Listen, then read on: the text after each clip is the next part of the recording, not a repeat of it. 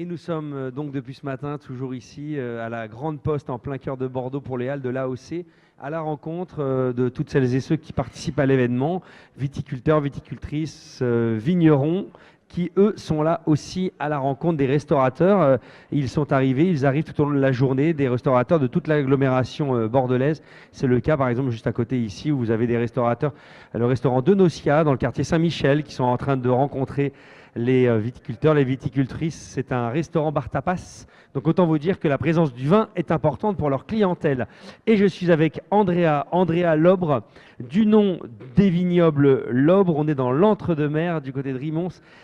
C'est une propriété familiale reprise par votre mari? C'est ça, c'est une propriété familiale qui existe depuis plusieurs générations.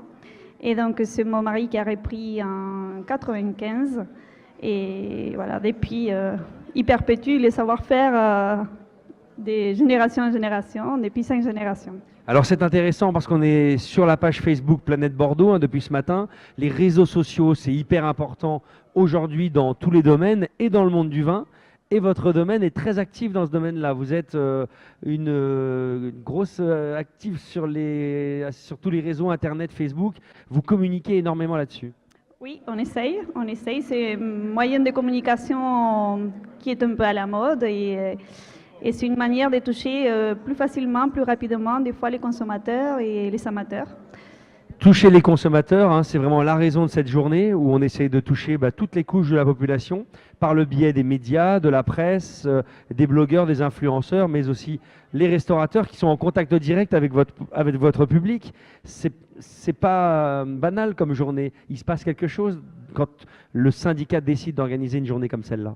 Oui, tout à fait, parce que c'est l'occasion qu'on a de rencontrer directement les professionnels et qu'on puisse leur expliquer, on prend le temps de parler de nos vins, de notre domaine, et qu'après, c'est eux qui sont vraiment en direct avec les consommateurs finaux. Donc, c'est important des journées comme ça pour dédier du temps à parler de nos vins. Parler des vins et admirer aussi le talent des dessinateurs. Regardez le beau dessin de Sébastien Rieux qui est en train de dessiner en direct devant nous, incarné sur une feuille blanche avec son encre de Chine, la bouteille de votre domaine. Ça fait toujours quelque chose de voir ça. Ah oui, ça fait plaisir, ça fait plaisir. Un petit mot, Andrea, sur celui-là. C'est un Bordeaux blanc 2018, Château Aubrade. On peut le dire cocorico parce que cette année, vous avez reçu l'Oscar des meilleurs vins blancs de l'appellation grâce à ce vin. Oui, tout à fait, tout à fait. Cette année, on a été parmi un des Oscars de Bordeaux, à l'appellation Bordeaux blanc, donc on est très contents. Et c'est vrai que 2018, c'était une très bonne année. Les blancs, surtout, on a beaucoup de blancs, on fait 20 hectares de blancs, on a une grande production.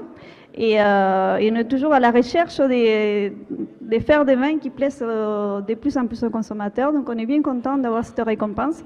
Surtout que les Oscars, c'est une sélection qui est faite par les femmes. Donc on a essayé de faire des vins élégants et qui plaisent. Un vin qui plaît, et en plus, ces femmes se sont réunies dans un restaurant. Donc la boucle est bouclée, on est vraiment dans la thématique parce que le restaurant, c'est aussi un lieu d'échange et de partage autour du vin. Et aujourd'hui, ce vin-là, le grand public peut le déguster. Tout à fait, tout à fait. Et ce petit accent, il vient d'Argentine? Il vient d'Argentine. Et puis après, si je voulais rentrer dans les détails, je pourrais vous dire que Andrea, pourquoi est-ce qu'aujourd'hui elle travaille pour les vignobles Lobre? Parce qu'elle a été venue en tant que stagiaire sur le domaine et puis elle est tombée amoureuse du propriétaire. Bref, maître de stage, son maître de stage est devenu son mari. Bravo quoi. On a toujours dit jamais au travail. Je vous félicite, félicitations, mais c'est aussi une histoire à raconter auprès des restaurateurs. Et ne rougissez pas, félicitations. On se retrouve tout à l'heure, à bientôt.